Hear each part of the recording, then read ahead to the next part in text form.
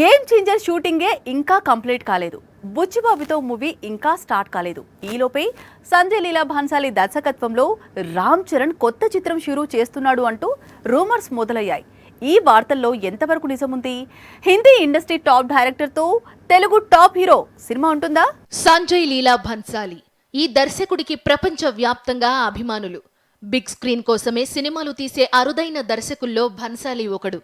అలాంటి దర్శకుడు ఇప్పుడు టాలీవుడ్ వరకు వచ్చి చరణ్తో సినిమా చేయబోతున్నాడని కొద్ది రోజులుగా ప్రచారం ప్రారంభమైంది. 11వ శతాబ్దానికి చెందిన సుహల్ దేవ్ అనే రాజు జీవితాన్ని ఆధారంగా చేసుకుని తెరకెక్కే చిత్రంలో రామ్ చరణ్ హీరోగా నటించబోతున్నాడని రూమర్స్ స్ప్రెడ్ కావడం ప్రారంభమైంది.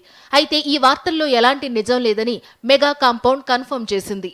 రామ్ చరణ్ ఒకవైపు గేమ్ చేంజర్ తోనూ మరోవైపు బుచ్చిబాబు మూవీ కోసం రెడీ అవుతున్నాడు. మరోవైపు సంజయ్ లీలా భన్సాలి కూడా రణబీర్ హీరోగా కొత్త చిత్రాన్ని తెరకెక్కించేందుకు సిద్ధమవుతున్నాడు.